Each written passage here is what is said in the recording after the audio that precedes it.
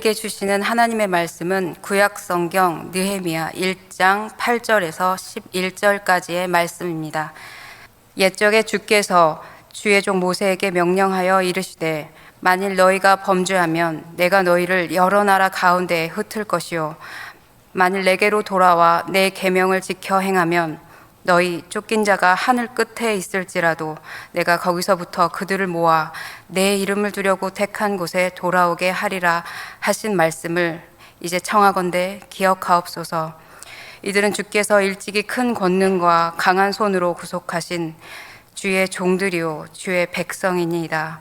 주여 구하오니 귀를 기울이사 종의 기도와 주의 이름을 경외하기를 기뻐하는 종들의 기도를 들으시고 오늘 종이 형통하여 이 사람들 앞에서 은혜를 입게 하옵소서 하였나니 그때에 내가 왕의 술 관원이 되었느니라. 아멘.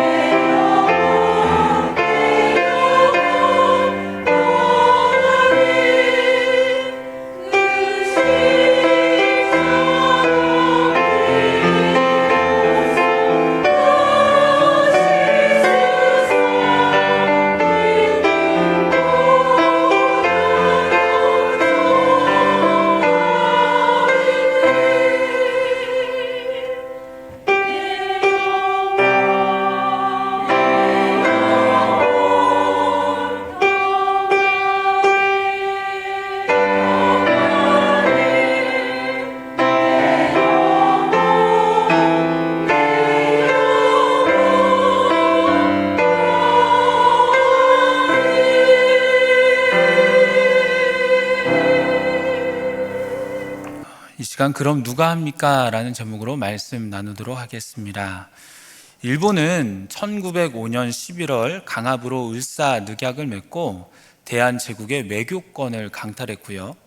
1910년 8월 29일 한일 병탄을 함으로써 대한제국을 멸망시키고 국가를 없애버립니다. 한일병탄 조약문 제1조에는 이렇게 기록되어 있습니다. 한국 황제 폐하는 한국 정부에 관한 일체 통치권을 완전히 또는 영구히 일본 황제 폐하에게 양여한다. 대한제국이란 나라를 일본에게 완전히 빼앗겨 버린 것입니다. 이후로 일본은 우리의 민족성을 없애기 위해서 수많은 악행을 저지릅니다. 동화 정책으로 한국민의 신문, 잡지, 학술지 등을 금지하였고, 또 한국의 역사와 언어 교육을 제한했고요. 경제적 수탈로 인해서 한국인들의 토지를 빼앗아서 국유화시킵니다. 또한 퇴폐의 문화를 유입해서 아편을 재배하여 판매하고 또 술과 담배, 화투를 보급하여서 우리 민족의 정신을 황폐하게 만들어버립니다. 이렇게 일본의 악행이 심하면 심할수록 내부적 불만이 쌓여갈 수밖에 없었는데요. 그럴수록 우리 민족은 독립을 더욱더 희망하게 됩니다. 3.1운동, 1919년 3월 1일 3.1운동이 일어나게 된 배경에는 크게 두 가지가 있습니다. 첫 번째로는 미국의 윌슨 대통령의 14개조 평화 원칙이었습니다. 이 원칙은 제1차 세계대전의 평화 협상에 쓰이기 위한 평화 원칙 선언이었는데 1918년 1월 8일 윌슨 대통령은 14개조 평화 원칙을 통해서 약소국들이 강대국들의 통치에서 벗어나며 자신들의 문제는 자신들이 결정해야 한다는 것을 선언합니다. 여기 모인 분들은 국사 시간에 민족 자결주의라고 배웠을 것입니다.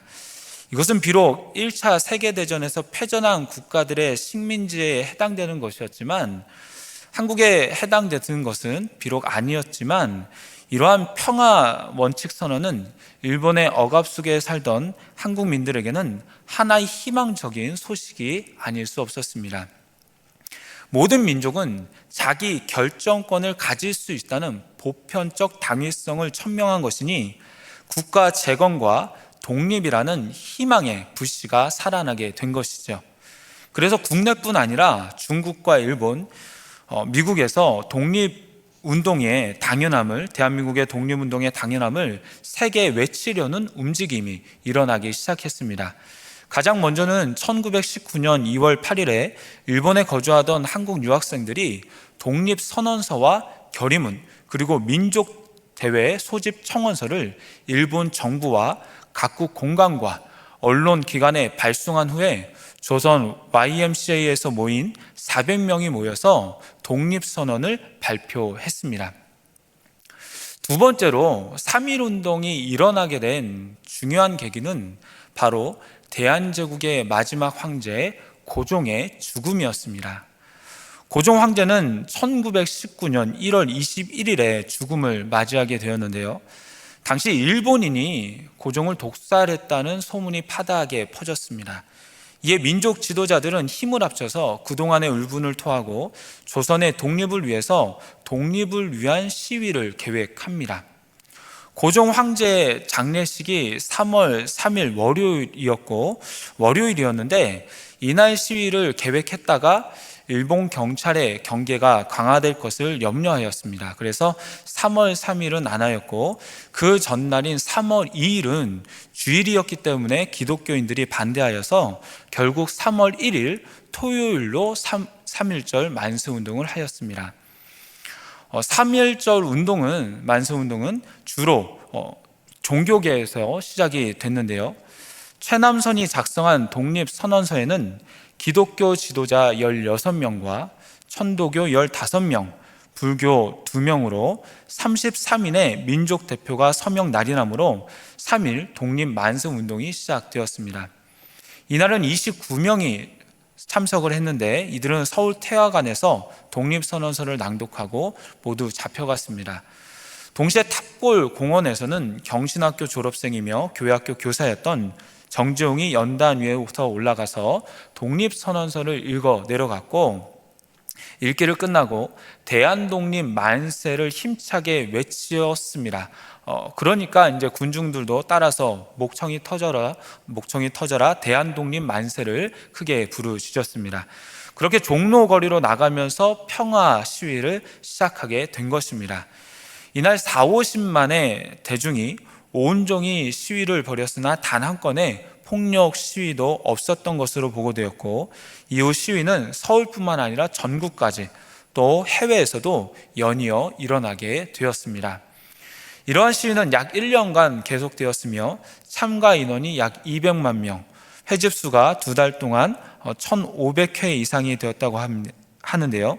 그로 인해서 수많은 사람들이 사망하고 부상당하고 체포당하며 우리 민족은 많은 핍박을 받게 됩니다. 당시 기독교는 이러한 3.1 운동에 대해서, 3.1 만세 운동에 대해서 큰 역할을 하게 되었는데요. 33인의 민족 대표 중 기독교인이 16명으로 모든 종교 중에 가장 많았을 뿐만 아니라 교회 조직이라는 전국적 통로를 이용해서 3.1 운동을 주도하였습니다.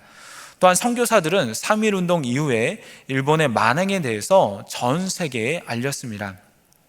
당시 선교사들 대부분은 정교 분리에 의해서 정치에 참여하지 않는 것을 원칙으로 했습니다. 일본의 그런 심기를 건드리지 않는다는 것이죠. 신앙만을 강조했습니다. 하지만 평화적인 시위를 일본이 폭력으로 진압하는 것을 그냥 두고 볼 수만은 없었습니다. 그래서 세브란스에서 일하던 캐나다 선교사 스코필드는 일본 군이 제암리에서 시민들을 교회에 모이게 하여서 방화하여 죽인 사건을 사진을 찍어서 꺼버릴 수 없는 불이라는 속책자를 써서 전 세계 일본의 만행을 고발하였고, 미국 교회 연합회는 한국의 상황이라는 속책자를 5,000권 발행하여서 세계에 배포하였습니다. 또한 미국 기독교 연합회 동양관계위원회는 이 책자를 국회에 제출하여서 일본 정부의 박해에 대한 즉각적인 중지와 한국에서의 행정적 개혁을 요구하는 전문을 1919년 6월 26일에 일본 수상에게 보내기도 했습니다. 또한 많은 선교사님들도 한국 독립을 돕다가 또한 많은 어려움을 겪기도 했습니다. 그러면 여기서 우리는 이러한 질문을 할 수가 있습니다. 왜 그렇게 많은 한국인들과 선교사들은 언제인지도 알지 못하는 독립을 위해서 그토록 힘썼을까요? 왜 핍박을 당하면서도 대한독립 만세를 외쳤을까요? 이 시간은 성경 본문을 살펴보면서 그 답을 찾도록 하겠습니다. 느헤미야가 바사 제국의 수상궁에 있을 때에 형제 중 하나인 하나니가 유다에서부터 그에게 이릅니다. 오랜만에 유다에서 온 형제를 본 느헤미야는 하나니에게 유다와 예루살렘의 형편을 묻습니다. 그러자 그는 슬픈 목소리로 느헤미야에게 대답을 하죠. 유다에 있는 사람들은 현재 큰 환난을 당하고 있고 능욕을 받으면서 예루살렘 성은 허물어지고 성문들은 불탔다라고 합니다. 도저히 사람이 살 수 없는 황폐한 땅으로 변해버렸다는 것입니다. 느헤미야는 이 말에 슬퍼합니다. 사실 느헤미야는 바사 제국에서 안정된 삶을 살고 있었습니다. 이미 유다가 멸망한 지 100년이 지났고 포로로 잡혀온 유다인들은 바사에 온 지 수많은 세월이 지났기 때문에 느헤미야 같은 경우는 유다인의 피가 흐르기는 하지만 예루살렘에서 태어나고 자란 사람이 아니라 바사에서 태어나 이곳에 뿌리 잡은 바사인이었습니다. 그러니까 이민 한 3세, 4세 정도 보면 될 것 같습니다. 하지만 그는 예루살렘의 황폐함에 슬퍼하면서 하나님께 금식하며 기도합니다. 오늘 본문에서는 하나님의 약속의 말씀에 근거하여서 기도하는데요. 우리 8절부터 10절까지 한번 길지만 다 같이 한번 읽어보도록 하겠습니다. 시작. 옛적에 주께서 주의 종 모세에게 명령하여 이르시되 만일 너희가 범죄하면 내가 너희를 여러 나라 가운데에 흩을 것이요 만일 내게로 돌아와 내 계명을 지켜 행하면 너희 쫓긴 자가 하늘 끝에 있을지라도 내가 거기서부터 그들을 모아 내 이름을 두려고 택한 곳에 돌아오게 하리라 하신 말씀을 이제 청하건대 기억하옵소서. 이들은 주께서 일찍이 큰 권능과 강한 손으로 구속하신 주의 종들이요 주의 백성이니이다. 아멘. 이 기도는 신명기 30장에 기록된 말씀인데요. 느헤미야는 이 말씀을 근거로 이스라엘이 범죄하면 여러 나라 가운데 흩어지지만 회개하면 다시 돌아오게 하리라는 말씀을 붙잡고 우리 민족을 구원해 달라라고 합니다. 우리는 주의 종들이요 주의 백성이기 때문입니다. 그렇게 간절히 기도할 때 어떤 일들이 일어나게 됩니까? 11절에 보면 그의 기도를 들으시고 왕의 술관원이 되었다라고 합니다.